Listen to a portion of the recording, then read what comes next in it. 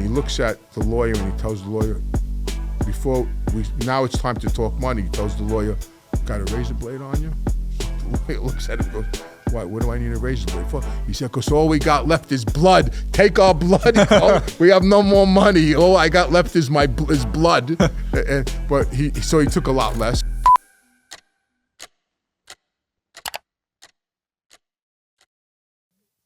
All right, guys, we got Anthony back on the show. Hasn't been to Vegas in, you said, what, 30 years? I haven't been to Vegas since 1977. Holy October crap. of 1977. Dude, so there's a lot of new buildings and stuff out here Oh, my now. God. A lot. You know, I was at Caesar's Palace yesterday, and when so let me tell you how I got to Vegas. Yeah. So I got married October 2nd in New York. Congrats. And Arnel Della Croce, who was the underboss of the Gambino family, was in prison at the time. But another maid member, Joe the Cat, had a travel agent. And Arnel's present to me was my honeymoon in Vegas. So he sent me, I'm 24 years old, so he sent me to Vegas, and it was Caesar's Palace. And when I got in there, I was treated like, forget, right this way, Mr. Ruggiano, because they knew, because back then Vegas was all mobbed up. Yeah. And across the street from Caesar's was just like a little strip mall. Now there's beautiful buildings, and it's just completely, totally different. Yeah. Totally different. When did the mob get ran out of Vegas? Do you know what time frame? I would say sometime in the 80s. When I was there in 77, they had it on lockdown. I mean, I was treated like, Neil sent me there. The guys, the people in Caesar's Palace knew I was coming.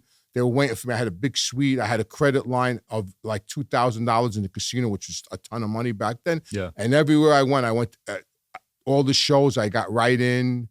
I had no issues. I would say the 80s, you know, going into the 80s, and then by the 90s they were gone, and now they're totally out of it. I heard some might be on the old strip, the downtown one, but I don't know.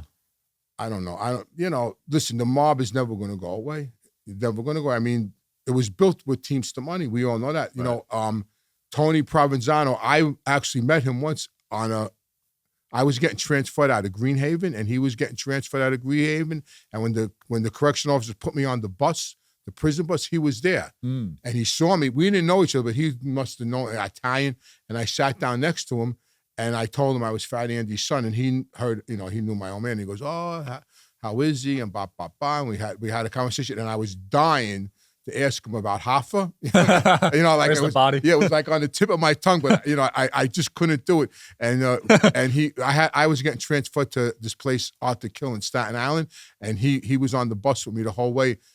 I forgot where they were sending him, but I was dying to ask him, because that's how this place was built. I mean, that's a fact. I mean, it was all Teamster money. I mean, the movie Casino pretty much that's how it was. I mean, it was pretty accurate. That was pretty accurate. That's a good movie, without a doubt. That was definitely accurate. I mean, for sure. Is there anyone alive right now that knows where Hoffa is, you think? You know, that's a good. Somebody asked me that about 2 weeks ago. I don't think so. I think they're all gone. Damn. I mean, they're all gone. And if they are alive, they got to be like close to 100. Yeah. You know, there's people that think they know, or you know, like somebody told me this, and so like the movie The Irishman. Some of that was true. I mean, I actually knew the Russell Buffalino, the guy that Joe Pesci played. Yeah. He was actually good friends with my family, my father and his partner. And we used to go to his Christmas show. He had a Christmas show every year, a Christmas party in Pittston every year. And the last time I went to his Christmas party, Tony Bennett sang at the Christmas party. He was the first person, when I got married in 77, he was actually the first person to come to my wedding in Brooklyn. He was the first person to show up. He was in on all that, you know, with the Hoffa, with the Vegas and all that. But that movie, The Irishman, the part that De Niro played, he wasn't involved like that. That you know, that's just stuff he made up. Or I don't believe that he was involved in it. I don't think anybody knows where he is. My personal opinion is they dissolved his body.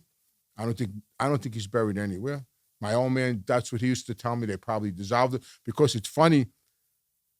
Because Russell Buffalino, the guy that's in the movie that Pesci played, we went to his Christmas party, like I said, every year. Yeah.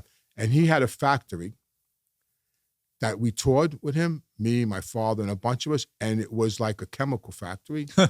And there was these big vats of chemicals, and teasingly, my father, Fat Andy, were walking through the warehouse, and we passed the vats, and my own man turns around and tells him, how many people did you throw in that vat? It was like a joke, it was like a mob joke. So, maybe Hoffa went in the vat. Who knows? It could, very possible. Definitely possible, man. Yes. Irishman, that was a decent one. It was a bit slow. Yeah. That movie was long. Yeah. Do they consult with mafia guys when they're making movies like that? Yeah, they're consultants for Casino. Yeah, they not guys that are in, like guys like me that cooperated, that aren't in it but know about it. Yeah, they'll bring us in as consultants. Like Sammy the Bull's working on something. Mm-hmm. I might be a consultant on that. Definitely. Yeah, he's making a show, right? Yeah, and but a lot of the actors too. People don't realize. Like a lot of actors grew up in neighborhoods that were run by the mob, like De Niro, Pesci. These guys grew up around wise guys, so they know how to portray them because they saw them from when they were kids. Scorsese grew up in downtown Manhattan. I mean, there was a mob club on every corner. Yeah. So and Sopranos, mob guys would definitely talk to for that because that was pretty much had they had everything down pat. And the Sopranos, without a doubt. So that show was really accurate, Sopranos? Very. Outside of him seeing a psychologist.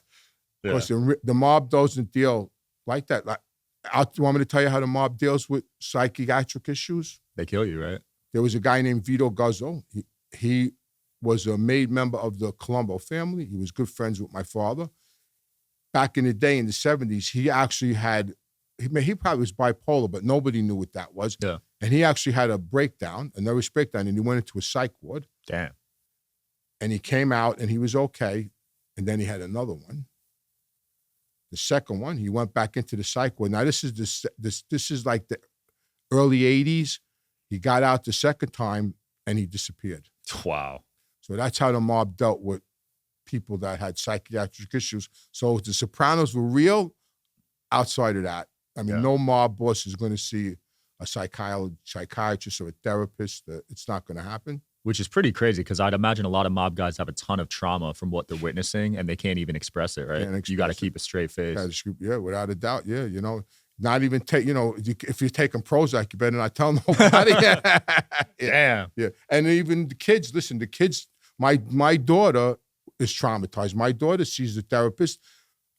When my daughter was a kid, she was about 8 years old. I was in prison, and she found a cardboard box in the basement with newspaper articles in it. And she was she was 8. She knew how to read. Yeah. And she started reading the newspaper articles, and they were about murders, like my father's murders, the murder I was involved in. So she's reading these articles about how loving grandfather and her father involved in murders, and she didn't even know how to process it. She didn't even know how to talk to anybody about it. Now, in her late 20s, she's processing it now. The kid's in therapy. Wow. Because she, her grandfather, my father, was so affectionate, and to think that he did crimes like that, like the kid's traumatized. Yeah. So your father was living two lives, right? Without a doubt. I did a podcast yesterday, and they asked me to explain to them my father. So I told them my father at home never reprimanded me, and I was a truant. I was playing hooky, and he never had a father. His father died when he was 8 years old in 1932, so he never had a father to reprimand him. So he never reprimanded us. He was an affectionate father. He took me to baseball games. He taught me how to play baseball. What fathers do. Yeah. He was a good son. He was a good brother, a good uncle. But in the street, he was a gangster. He was a killer. But at home, he was like a teddy bear, and he was like a pushover at home. That's crazy. Two different people. Yeah. But when he walked out of the house, he was Fat Andy. But when he was in the house, he was, da. Yeah. So what age did you start realizing, wow, what is going on here? I didn't know. I always knew something was up. I just didn't know what when I was a little kid. I knew that things were different. I knew that when I walked in a room with him, the air, the atmosphere changed, but I didn't know why. When I was like 13 years old, and I drifted off my block, I found out about the mob stuff through the older guys in the neighborhood. They would point to me and say, that's Fat Andy's son, that's Fat Andy's son. And that's when I started learning about it. And then me and him started talking about it, and he took me around and introduced me to people. Now my kid brother, he found out about it through the newspaper. So my father had gotten indicted in Brooklyn on this, they bugged this trailer and he got caught on some tapes and he got indicted and it was on the front page of the newspaper. So when I came home one day, my brother said, is that true what they said about Daddy? It's in the newspaper. And I go, yeah. And he had a baseball game that night. Yeah. And my father went to all his baseball games.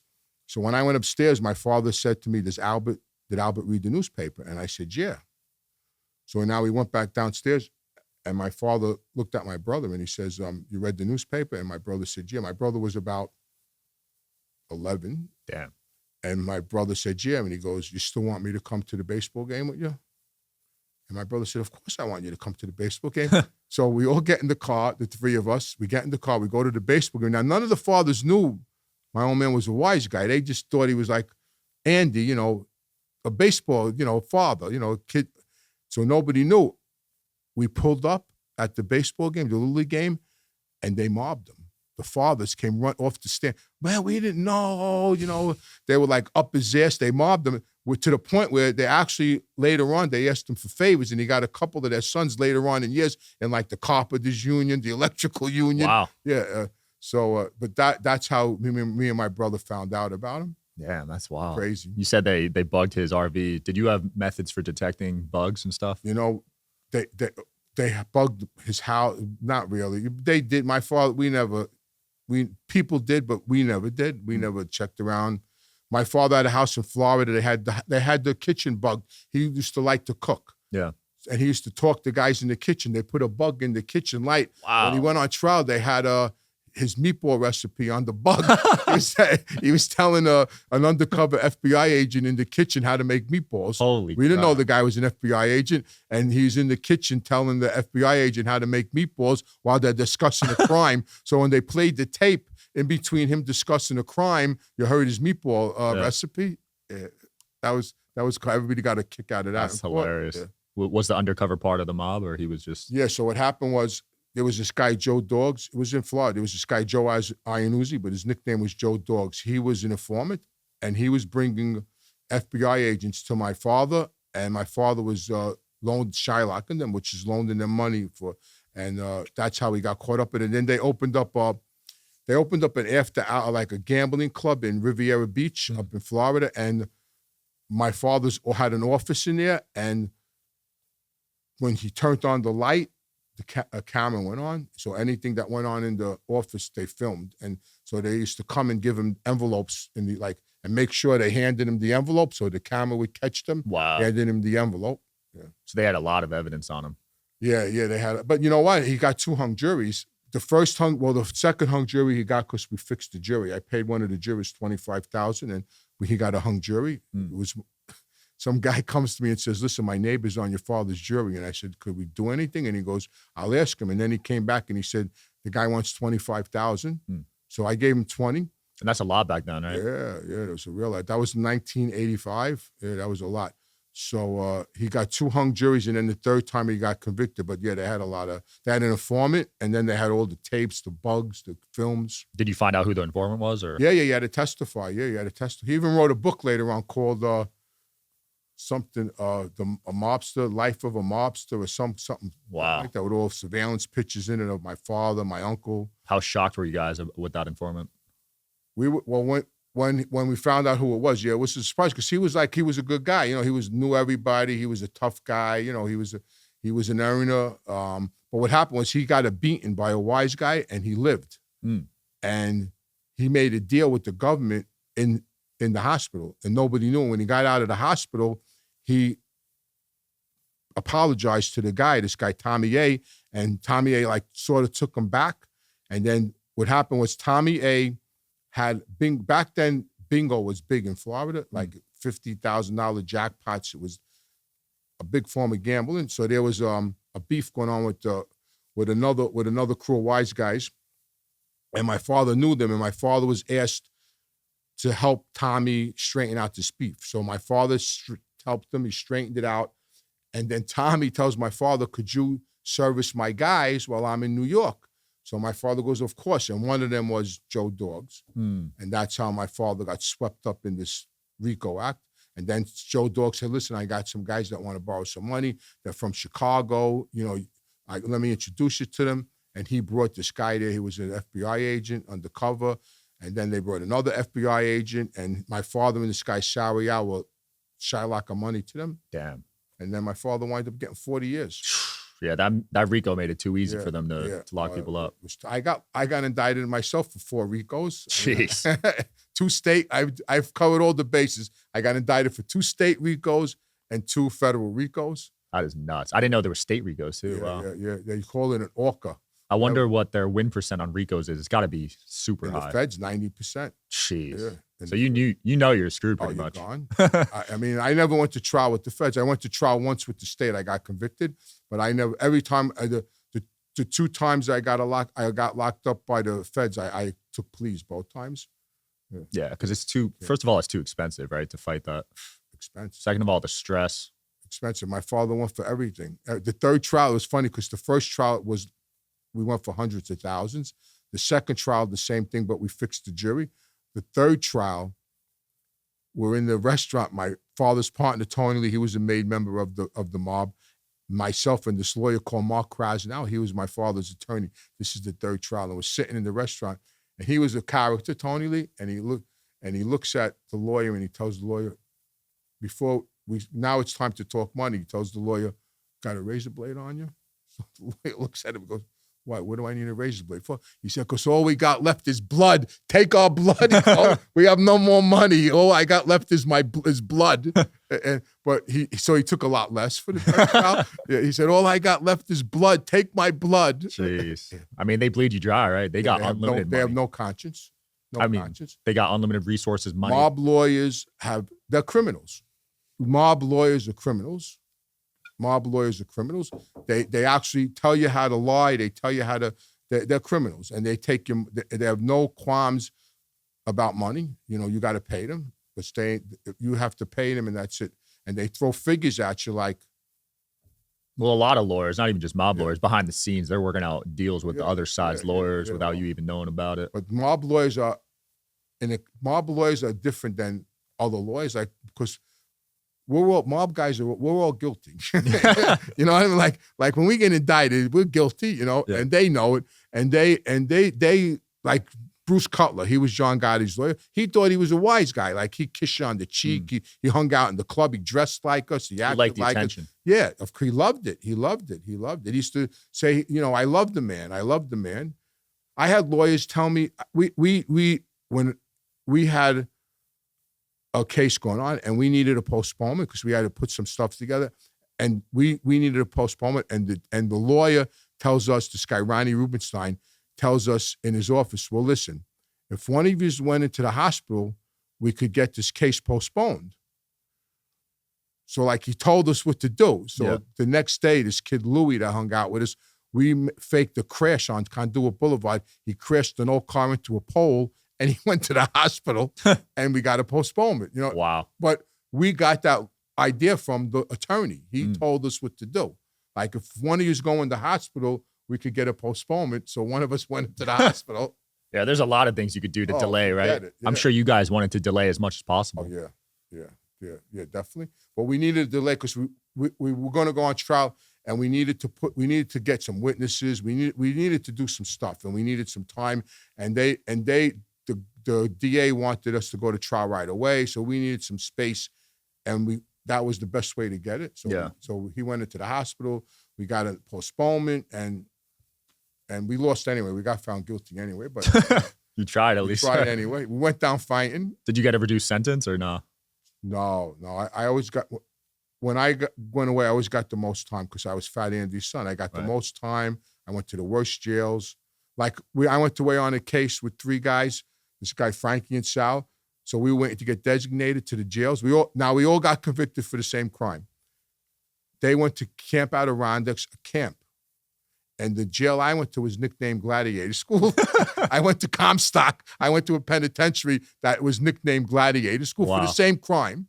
The same crime. So I always got screwed. Is that because they consider you high risk? Yeah, and because I was a wise guy. My father's reputation, he was a violent criminal, and he was hooked, a high-ranking member of the mob, and they just sent me to the worst. And I always got what they called CMC papers, that Central Monitoring Case, And so every movement I made had to get approved in Albany. Jeez. So in other words, a regular inmate, the facility could approve you for things like furloughs or work, whatever thing, programs they have available. The facility could any kind of movement to another prison. The facility could do that. With a CMC, it had to come from Albany. And I was always CMC. I always got CMC papers, always. And even in the feds, you have a number, and the last 3 digits of your number. So every state has like a code. Like I think New York is 053 or 058 or something, but 016 is like organized crime. Like when you have an 016 number, all your movements have to get approved by Washington. Washington, D.C.? Yeah. Wow. Yeah. So I had an 016 number because, I was, and so when my father passed, unfortunately, my father passed away when I was in federal prison. So I had to get approved. So I got approved. First, the counselor approved me. Then when the counselor approved me, it goes to the warden. Yeah. And if the warden approves a regular inmate, you could go out. They'll make arrangements to take you to the funeral of an immediate family member. But because I was 016, an organized crime, when the warden approved me, his approval had to go to Washington. And when it got to Washington, they denied me. Whoa. And they wouldn't let me go to my father's funeral. That's messed up, man. Yeah. Your own father's funeral. Yeah. John Gotti Jr. couldn't go to his father's funeral. Both of us, they both refused to let us go to our father's funeral. Crap. I don't even think, when I think of it, I don't think John, because John knew I got denied, I don't even think he requested to go to his father's funeral because he knew they would never let him go. Wow. That's messed up, man. Yeah, messed up. It's not like you're going to do anything while you're at the funeral. Listen, I told the warden, you could have loaned me your car and I would came back tonight with your car.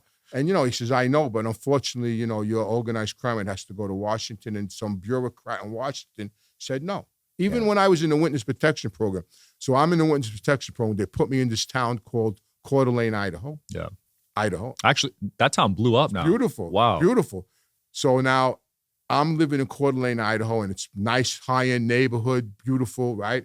I'm there about 6 months. Now, my handler loved me because I didn't give him no problems. I didn't, he gave me so much money a month, and I wasn't drinking or, I don't use, I'm in recovery. I wasn't gambling. I wasn't doing anything. I was just living a normal life out there. So my handler, he loved me. This guy, he used to tell me, you're the best guy on my caseload.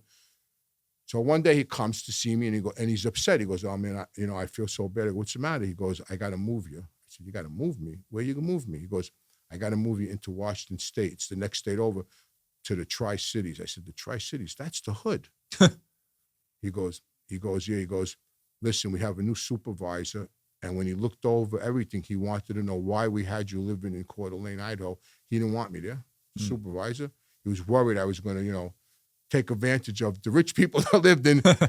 So I said, so he'd rather me go live in the hood so I could kill some gangbanger that's going to bother me there, right? And they moved me from Coeur d'Alene, Idaho to the Tri-Cities. It was like going from Park Avenue to Alphabet City. Yeah. You know what I mean? And then I signed myself out. I stood there a couple of months and I signed myself out. Yeah, Coeur d'Alene's beautiful. The real estate market. Oh my God, it's gorgeous. Wow. When I got off the plane in Spokane, Washington, and the marshal's waiting for me, and he goes, I said, where am I going? He says, well, you're not staying in Spokane. I'm taking, because Coeur d'Alene is like 30 minutes outside of Spokane, Washington. He goes, I'm taking you to Idaho. I said, Idaho? What?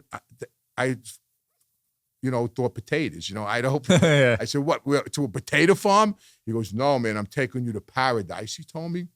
I said, paradise, all right. And he took me there. Man, it was beautiful. When I got there, so now I'm in Idaho. Imagine me in Idaho. And I have this beautiful apartment, and there's a mountain lake, and there was a trail around it. So I'm there a couple of days, and I'm up on this mountain, and I'm walking this trail in this mountain lake, and I smell this sweet smell. Like I'm going, what's that smell? I go, oh my God, that must be fresh air. Like I smell fresh air for the first time. So I got off the mountain, and I had a phone that I wasn't supposed to have, and I called my friend Stevie up in the Bronx, and I said, I just smelled fresh air for the first time. Yeah, because you were locked up for years, right? Yeah. And, living in New York, you ain't smelling no fresh air. Hell no. You know what I mean? Yeah. Smelling that gas. gas. You could actually smell the air, smelled different. But you know what happened? Have you been there? Nah, I haven't. There's crazy pine trees, like major pine trees. And I lost my voice. I thought I was dying. I thought I had throat cancer. I lost my voice, and they took me to a doctor, and I had some kind of allergic reaction to the pine pollen because I never really was around that kind of pollen. You know, in New York, there's not many pine trees except on Christmas time. Right. You know, and I lost my voice from the nasal drip. I had to go on all kinds of medication. But I loved it there. And the girls, they were throwing themselves at me because of my accent. Forget about it. I love it, man. Forget about it. It was crazy. You're living good out there. I was living good. I met a Apache girl, she was 100% Apache Indian. Whoa. She was beautiful. I met her at an AA meeting. So I used to go to this AA clubhouse every day at 5:30. And they used to love to hear me talk. So when I raised my hand to share, they loved it. So I'm outside this meeting, and I knew she was Indian. You know, someone told me she's 100% Apache. There was a lot of Apache Indians up there. And she walks up to me outside. We're outside after the meeting. She walks up to me and she says, "So when are you going to ask me out on a date?" Wow. She goes, "I see you checking me out at all the meetings." And we started seeing each other until they moved me to Washington State. So, I mean, I liked it there. Yeah, I liked it there. Did you tell her you were leaving or not? When they moved me to Washington State, I told her because everybody thought I was working. They didn't know I was on the witness protection program. Because they had it all hooked up. I actually had business cards to like a construction office. Wow. And if you wanted to reach me at work, the marshal would put you through to my cell phone. Like you would call this because they had it all set up. Yeah. So that I had like a good cover.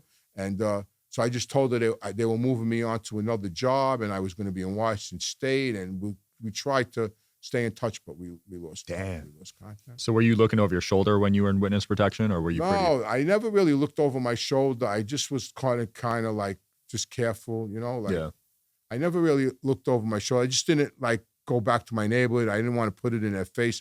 But in the beginning, I was more careful than now. Now, like everybody knows where I am, I'm at. Everybody knows I revealed whom I really like. When I moved to Florida, nobody knew who I was until I did a show on National Geographic, and I revealed who I was. So then now nobody knows what to call me. They tease me because they used to call me Joe. Yeah. Because my middle name's Joseph, so I went by Joseph. Now they ask me, what should we call you? Anthony, Joseph, whatever you feel comfortable with, I tell them. So some people still call me Joe. Yeah. But I never really looked over my shoulder. I mean, I know they you know, when you do what I did, they kill you. Right. I mean, that, you know, there's a contract automatically out on you, but the mob is not what it was. Like in 77, when I came to Vegas, yeah, they were killing people. Yeah. But in 2025, they ain't killing nobody anymore. Them days are over.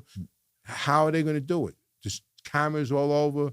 People are cooperating. It's just a different world. Yeah, murder seems very hard now, right? Yeah, the mob ain't murder. From what I heard, I mean, I still talk to people out there, and they're saying to me that the rule is now no more murders. Wow. They're not even allowed to kill anybody anymore. Because their numbers are so low already? Yeah, and because there's too much surveillance, too many confidential informants, too much time, you know, like the last mob murder they had was this guy, Michael Melnick. He was a friend of mine. I knew him good. They killed him in the Bronx. Everybody that was involved in it is in prison. Jeez, when was that? Michael Melnick got killed probably maybe in 2019. Oh, so it's been 5 years. Yeah, wow. 6 years. Yeah, and everybody's in prison. Stevie Crea, the two guys that shot him because they got caught on the camera. The guy that gave the order, Stevie Crea, even the guy that gave the order got caught? All of them. So someone snitched. Yeah, well, then people cooperated. All of them. Everybody that was involved in that mob murder went to prison. Wow. And why'd they take him out? He was dangerous. He was disrespectful to them. He was taking money off them. He was just very disrespectful, very dangerous. He was a killer. His brother was doing life. His brother was like a hitman. Yeah. They just were scared of him. Like he was doing business and not kicking up to them. Like in their restaurants, he was hanging out in Rayos of he was just doing things he shouldn't have done. He was breaking a lot of rules and he had a lot of chances. He was making them look bad. That's what it came down to. He was making them look bad. Right. So it was either put your tail between your legs and look bad, or do what you got to do. And they decided to do what they had to do, and they were all in jail. Wow. Back in your day, it was common though, right? Oh my God, yeah. Like probably one a year at least. A lot. My brother's friend got killed. I mean, I knew so many people that got killed back then. My brother's friend Tommy got killed. It was you went. But back in the 70s, the 60s and 70s, if you broke the rules, you were dead. I mean, my brother-in-law beat my mother up. We killed him. Yeah. You know what I mean? So, and you didn't tell her for a while, your sister, right? No, I talked about that yesterday.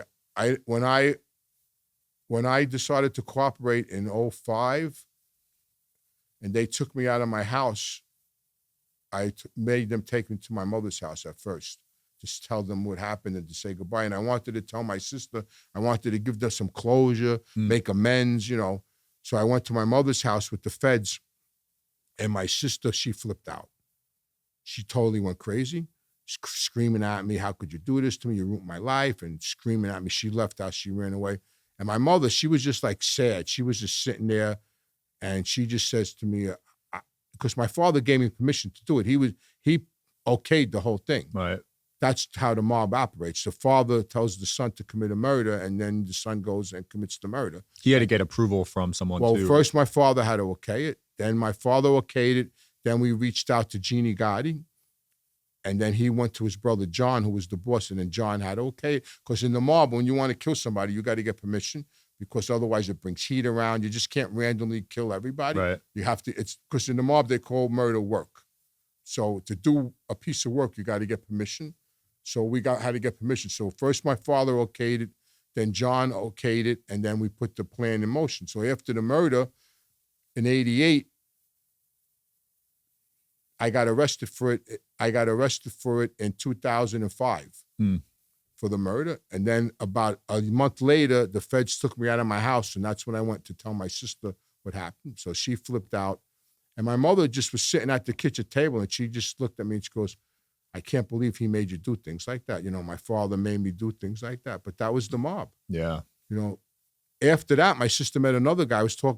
After that, my sister met another guy a year later, and my sister got arrested with him because they were doing drugs, and they got arrested with credit cards, banging out credit cards, and in a stolen car. And my father wanted me to kill him, and I told him no, and he got mad. He got mad at me. Yeah. He was in prison, and I went to visit him, and he says, "This guy, Chris, you know what you got to do here?" I go, I'm not killing this kid. He's a kid from the neighborhood. You don't know nothing about the mob, or he's a kid from the neighborhood that she was getting high with. I'm not. What are we gonna? I told my father, what are we gonna kill everybody she goes with till she meets a fucking astronaut? I mean, I don't understand what you want to do here. I told him. I said, yeah, we'll just kill everybody that she goes with because she's your baby girl. Yeah. And he got mad at me. He got up. He went, I'll take care of it myself. I don't want you to do nothing for me. I'll take care of it myself. I said, good, you take care of it.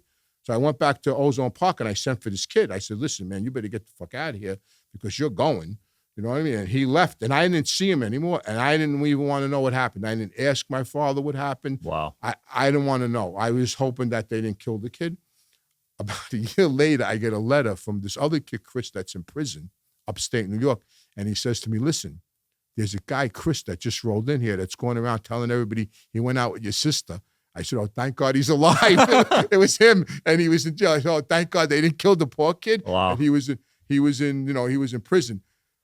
But the reason why I gave him a pass is because he wasn't an associate. He was like my brother-in-law. He knew the rules. Right. He was mobbed up. He was a dangerous kid. He was an armored car robber. He was a murderer. You know, he had Uzi stashed in my mother's garage. I mean, he knew the rules. He was told, don't go out with Fat Andy's daughter, and he did it anyway. So it was a different story between him and Chris. If Chris was more like him, then maybe Chris would have got killed. But being that he was just a neighborhood kid, you know, I just couldn't do it. I couldn't bring myself to do that. So were you not allowed to date other made guys' daughters or whatever, basically? You were allowed, but I didn't, you know, it wasn't a good thing to do. Like, right. I had opportunities to have affairs with wise guys' daughters, and I passed, you know, like, like everybody I know that, like Carmine the Bull, he married John Gotti's daughter. It wasn't a good fit. Yeah. You know what I mean? Carmine, the other kid, his other daughter married this kid, Louis. This is a crazy story. So he marries this kid, Louis Albano marries Angel Gotti. We knew him. He was my father's partner's like third cousin. Now, we all cheated on our wives. You know, every mob guy I know, including my father, had a wife and one or two girlfriends.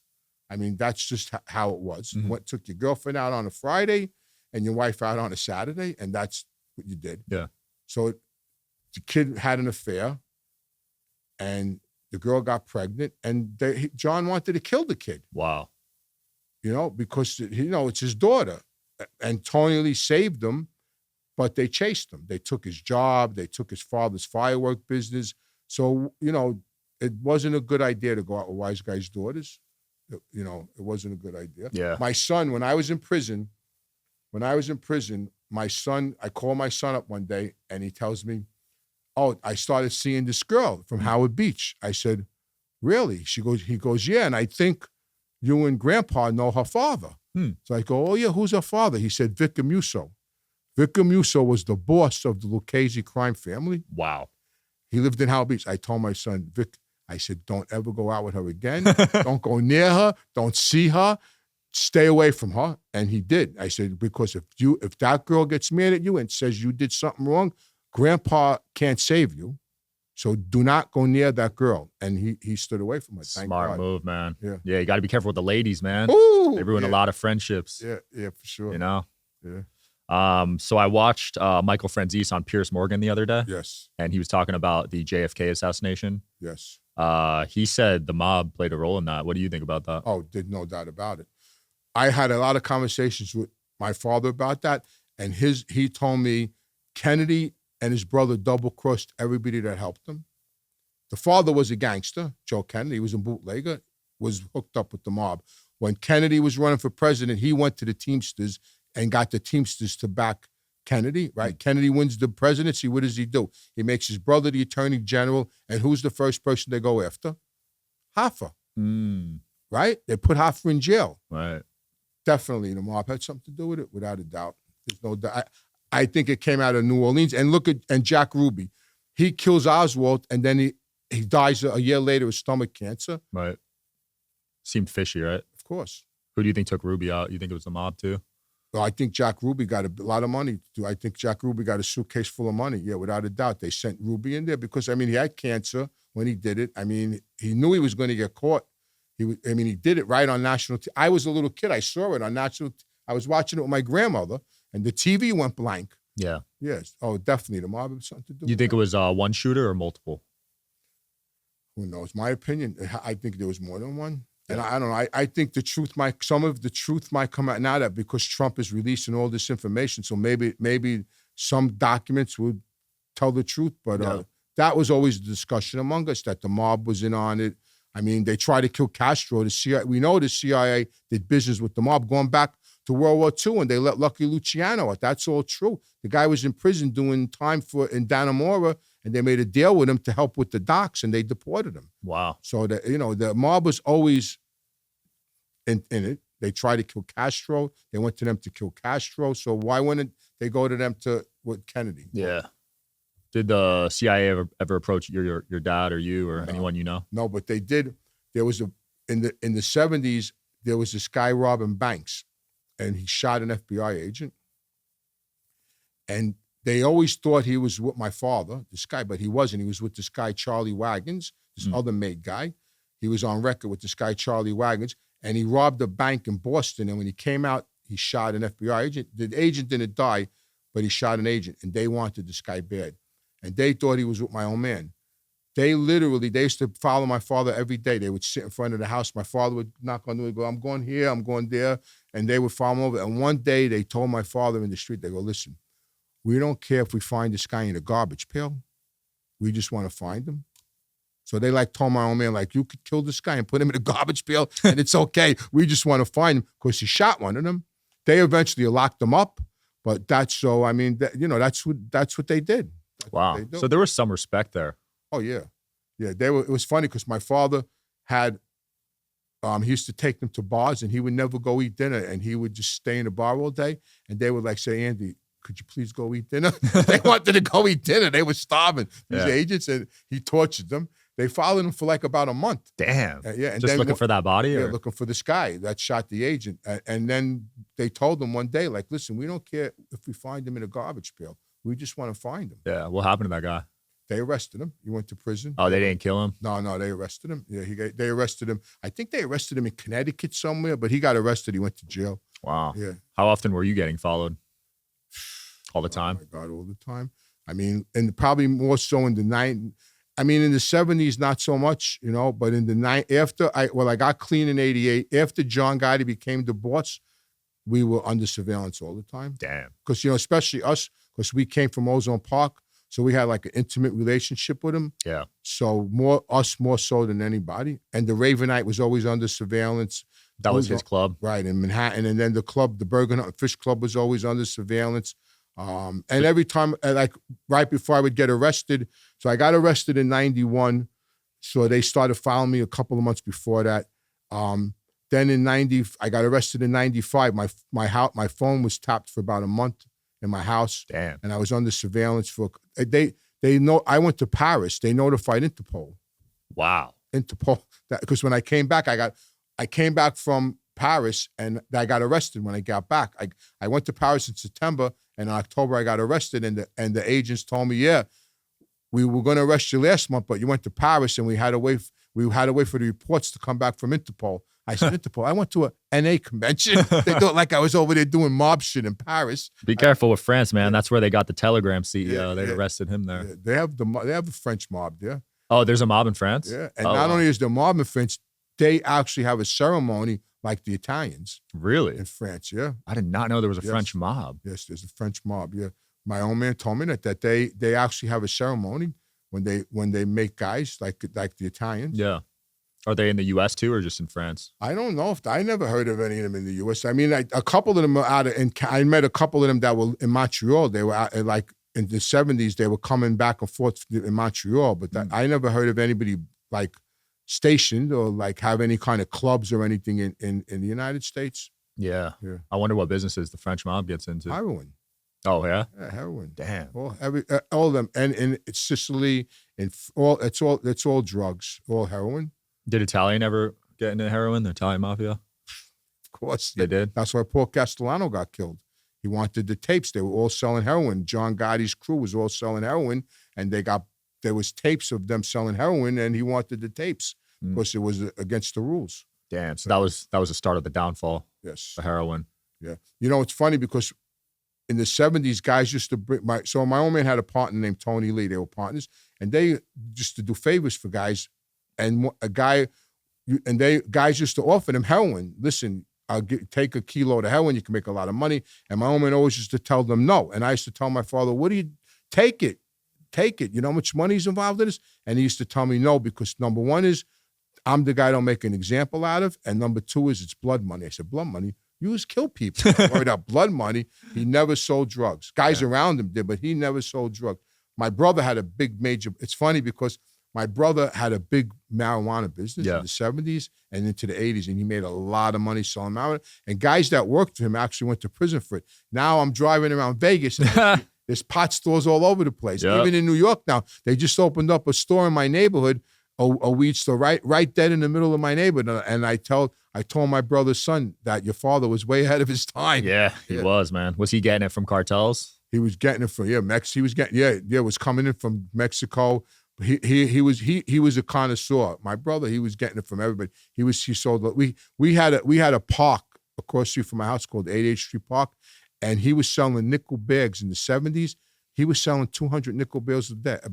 He was making crazy money. Damn. And he used to pay, if you sold nickel bags for him, you got $1 a bag.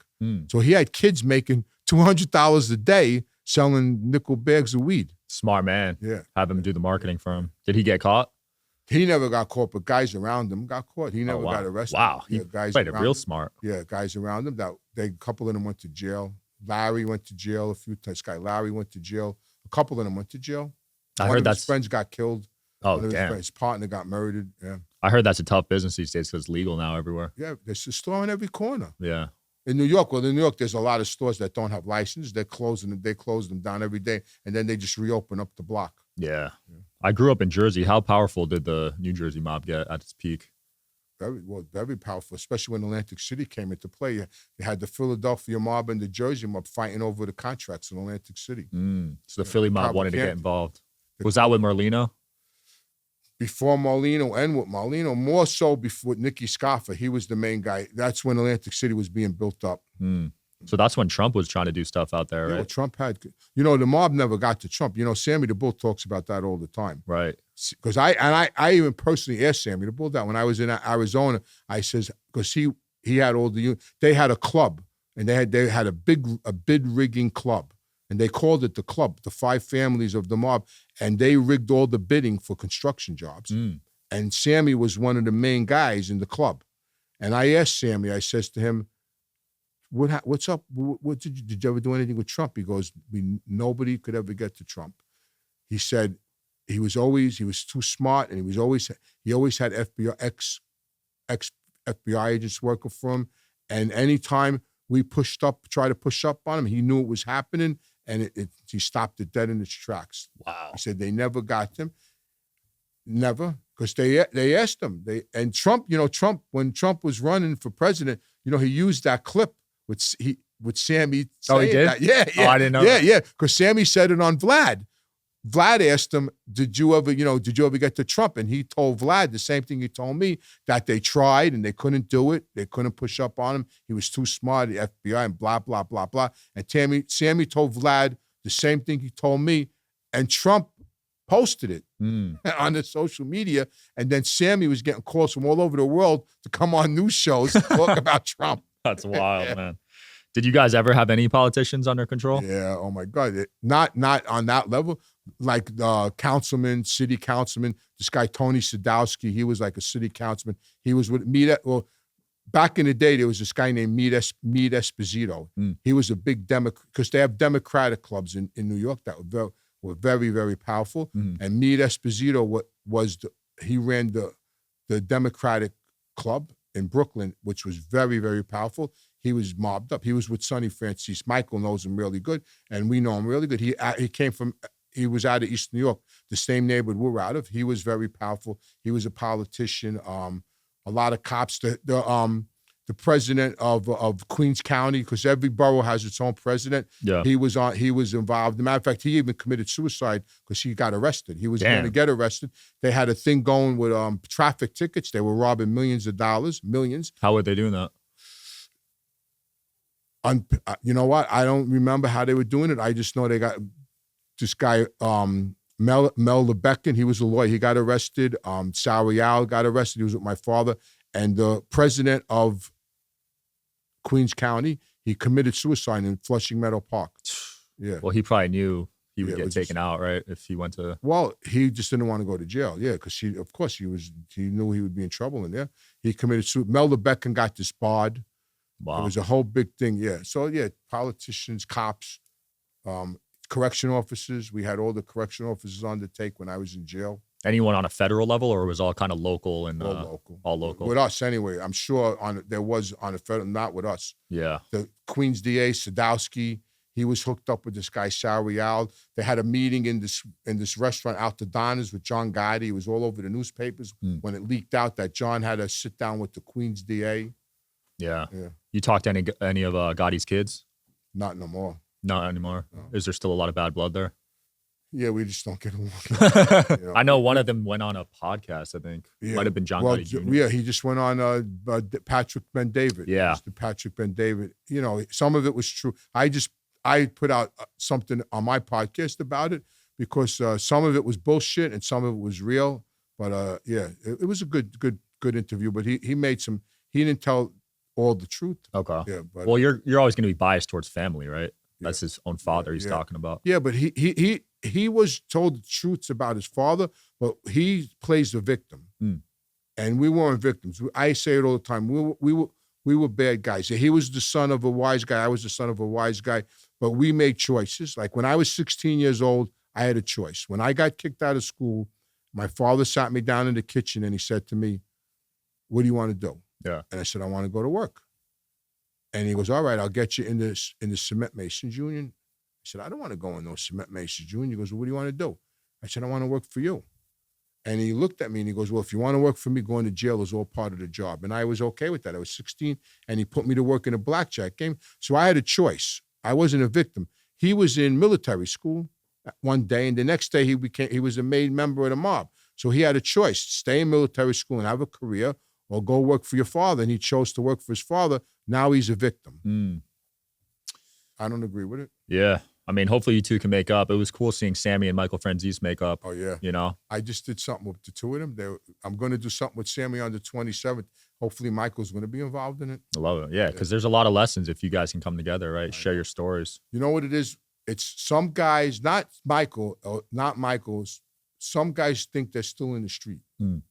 That's why there's a lot of bickering going on. Now you got this Joey Merlino in the mix, and he's calling everybody names, and it's just a bunch of bullshit going on. I try to stay out of it, as best I can. Yeah. I mean, a lot of guys still have egos. I mean, mob guys are egomaniacs. You know what I mean? You have to be in that lifestyle, right? And self-centered and egotistical. So there's just a lot of bickering going on. I try to stay out of it. Yeah, I try to stay out of it. I had Joey on, and then Michael came on the next week, and he was like, "Damn, if I knew you had Joey on, I wouldn't have came on." I saw it. Yeah. Well, he's shelved now, Merlino, because what he's doing now. See, we cooperated, so we're immediately out of the mob. Now he's shelved, so he has as much to do with the mob now as I do, which is nothing. Yeah, he has as much power as I do. But he still plays the role. He still talks, he still talks the talk, but he's not walking the walk no more. So what does shelved mean? Because he didn't rat, right? No, shelved means, so years ago, they would kill you. If you did, if this was years ago, he would get killed. Right. Just like I would get killed because he's a mob guy. He was a boss. He can't have a podcast. You can't. Joe Colombo had the Italian-American League. They shot him. He got killed. Yeah. You cannot do what he's doing. You cannot do what he's doing. So if he would have done that when he was actively the boss, back in the day, he would have got killed.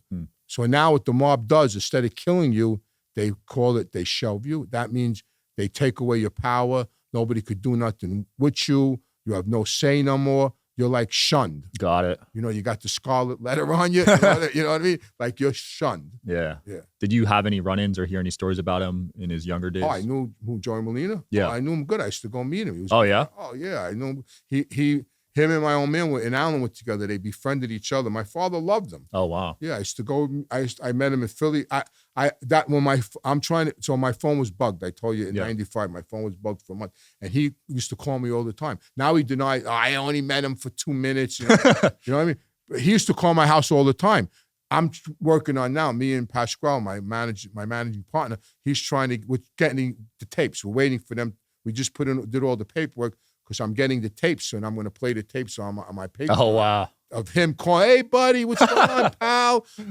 I'm coming to New York. Let's get together. Tell Nicky I need to see him." And I was making appointments with him between him and the captains in the Gambino family. So I'm going to, back in the day, we had phone books, Yeah.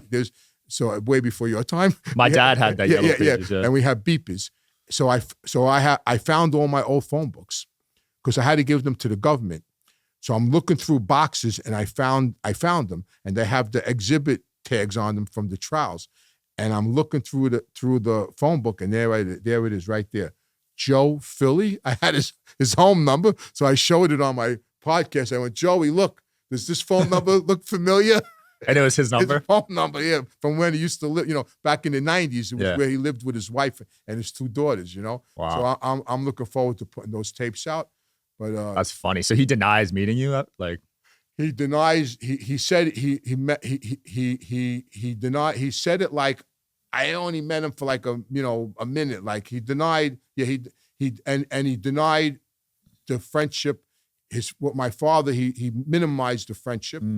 He minimized the friendship because he was in Allen with my father. He was a captain then. Yeah, and my father introduced him to this guy, Lenny, who was a captain in the Gambino family, because he didn't want to do business anymore with the Genovese. It was a whole big mob thing. They were doing business with the Genovese family. They didn't like it. He wanted to do business with the Gambino family. So my father hooked him up with this guy, Lenny. So when Joey got out of jail, I became like the go-between guy between him and Lenny, and I was bringing messages to him in Philly. And he would call me to make appointments with him to see Lenny. Got it.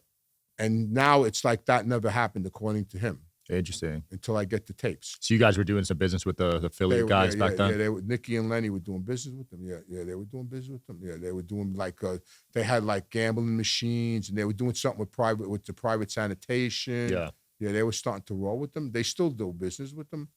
What led to the downfall of the Philly mob? Because I've seen a documentary. They started murdering everyone, right? Well, there was a lot of wars. I mean, Joey's crew took over the city.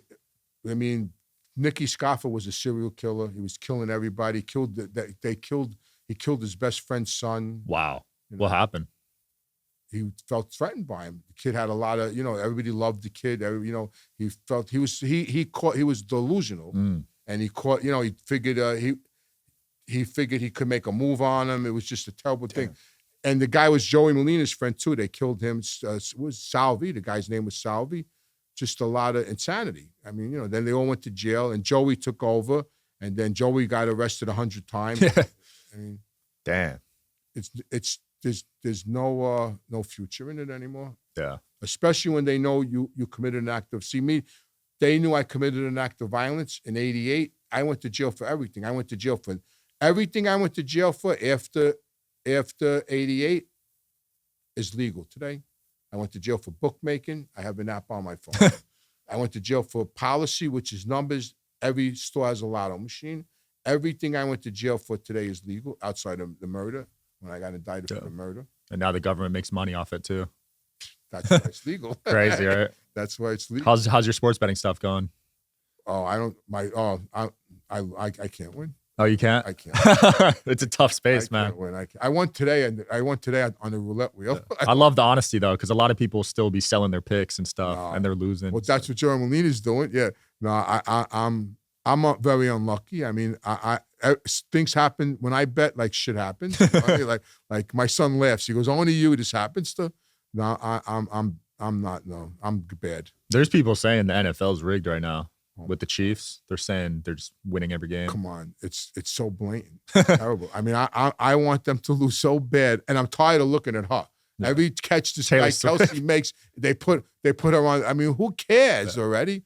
Yeah, come on. You see, first the flags against Texas, the flags were going up in the air every time Texas was moving the ball. Then they brought in a special ref that Mahomes had a losing record against. So what did they do? Instead of throwing flags, they made bad calls. First downs, they didn't give them incomplete passes that were incomplete. They called them complete. Pretty wild. Yeah. It's so blatant these days, man. It's crazy. Well, dude, it's been awesome. Where can people check you out? And you have a Patreon too, right? Yes, I have a Patreon. I just revamped it. Its membership started at $1. reformedgangsters.com. They come on for $1. They check out what I have. If they like it, they become a member. They could talk to me. I go live. I speak on it.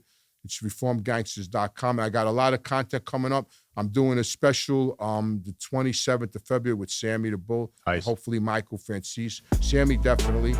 I'm doing the Mob Museum tonight. Sold out, right? Sold out. Yeah, I found out yesterday because I did a podcast with him yesterday, and I asked the girl, how's the tickets going? And she goes, we sold out. I said, that's nice. Love it. Yeah, so everything's going good. But yeah, reformedgangsters.com. I love it. We'll link it below. Thanks for coming on again, man. Oh, my pleasure. Absolutely. Check them out, guys.